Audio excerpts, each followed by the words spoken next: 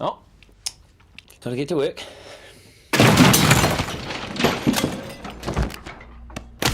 Now I know it looks bad. Tell me, what can you see in this picture? How do you think the rabbit feels in this current state right now? If I were to ask, I would say the rabbit does seem to be smiling, but he also seems confused. But he has a red bruise on his right eye that doesn't seem like a problem to him, but it's concerning to me. He seems like he's telling us something, and just like me, you are also curious about what he has to say, right? Shall we play the video? The way I see it, I'm doing my job. If just one human can have the illusion of a safer lipstick or deodorant or... Hey, Ralphie! Psst. Ralphie! What's with the camera crew, bro? They're just following me around, making a documentary or something. Can you ask them to get us out of here? Yeah, what will we see? Come on, Ralphie, just ask them to get us out of here. I don't want to die, man. Okay, Ralphie! guys. Okay, I hear you. You can edit that out, right? Oh, here we go. Hey, don't touch Shit! Watching the video made us open our eyes on how these animals have been struggling on being used in the hands of humanity. It was such a heartbreaking scene when the rabbit keeps on convincing the audience that what he's doing right now is his job. He even mentions some products that consist of animal testing in order to make this product safer for humans to use. The video then spans to the other rabbits who are more scared and are asking for help because, unlike Ralph, they know the cruelty of these experiments. You might have seen a rabbit once, twice, or many times in your life. If not, then here are some pictures of what a rabbit actually looks like. Some people call them bunnies, but they are just practically the same. They are small fluffy animals covered with fur and have a tiny tail that looks like a cotton ball. Perhaps their most noticeable feature is their long ears and whiskers. Their long legs allow them to hop and travel around quickly.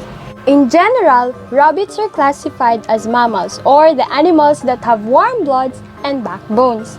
They are also part of the family Leporidae of the order Lagomorpha.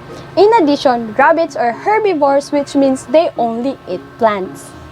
With that, we can assure that rabbits can actually eat carrots. However, contrary to a popular belief, they do not love them more than they love other vegetables. The rabbit's population is estimated to be around 200 billion around the world. In the Philippines, rabbits were initially brought by the US Peace Corps and some religious missionaries to help alleviate the problem of food scarcity brought about by the devastation of World War II. However, as time passes by, rabbits are now cared for as a pet rather than as a meat source for humans to eat.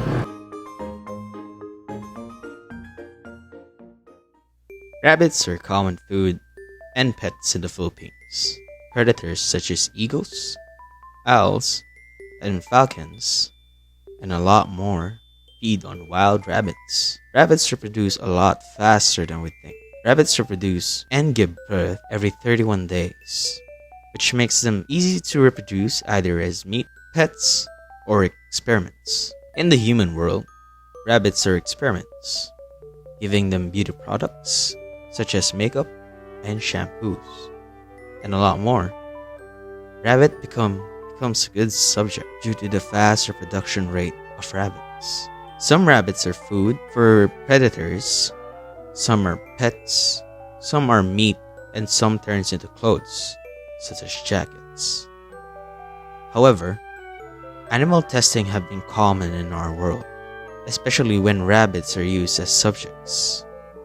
In the video, a chemical was placed in Ralph's left eye because rabbits aren't capable to cry, especially harmful substances that comes from their eye.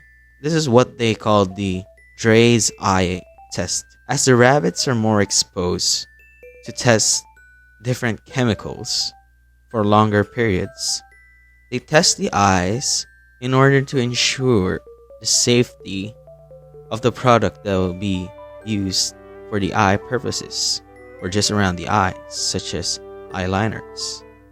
This is why it's easier for rabbits to be used in these kinds of experiments. rabbits being used for breeding products and clothings.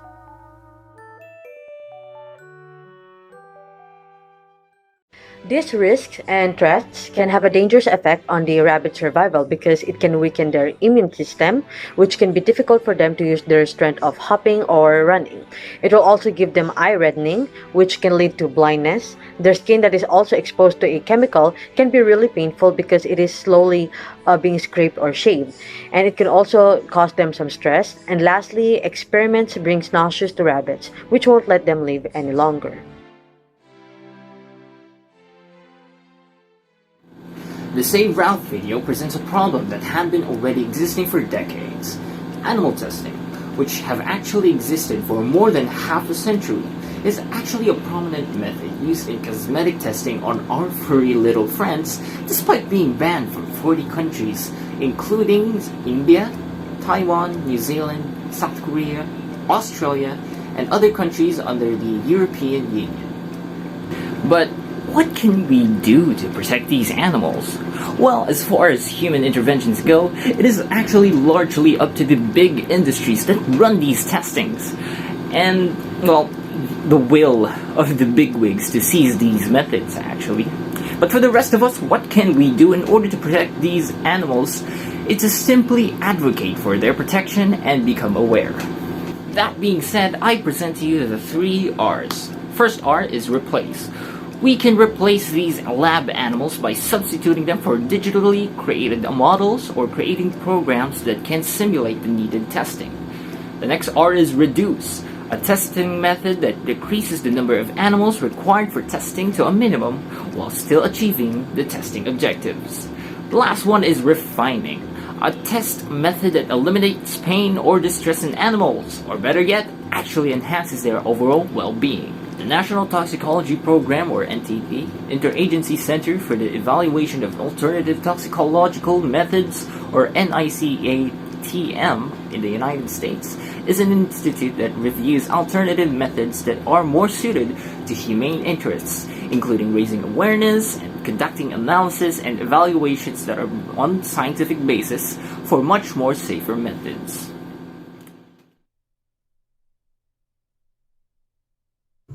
Why are millions of lab animals still suffering?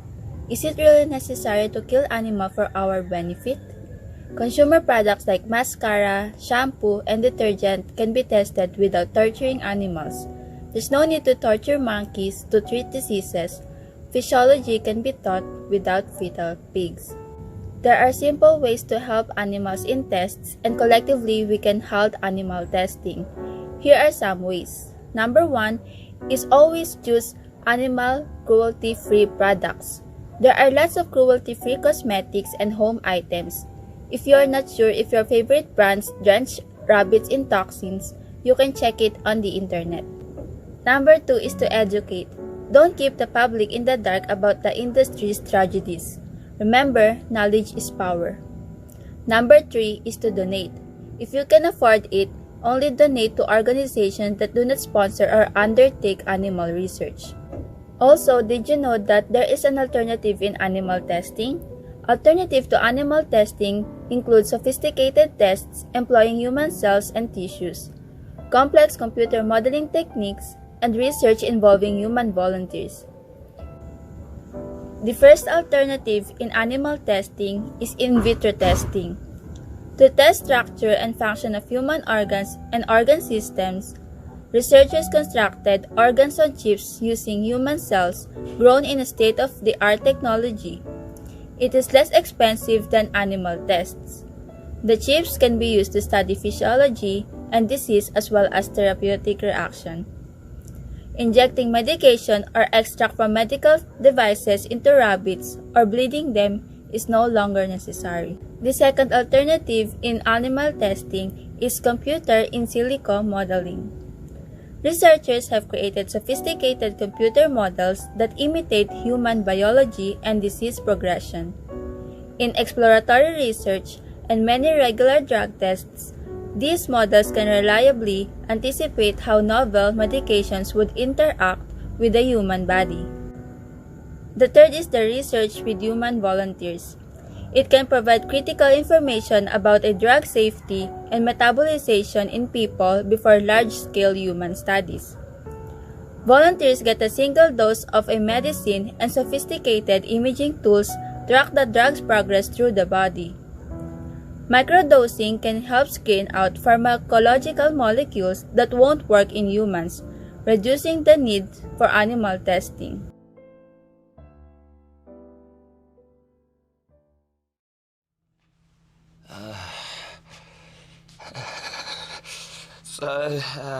So in closing, I'd just like to say that. Sorry, Ralph. We're over here. Can you turn around? Oh, sorry. That's all right. Is this better? Yeah. Carry on, mate. Okay, so yeah, I'd just like to say to everyone out there still buying animal-tested cosmetics like eyeliner, shampoo, sunscreen, pretty much everything in your bathroom. Well, without you and countries that allow animal testing, I'd be out of a job. I'd be on the streets.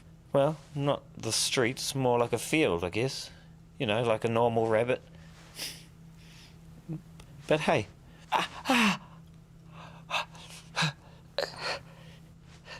It's all good.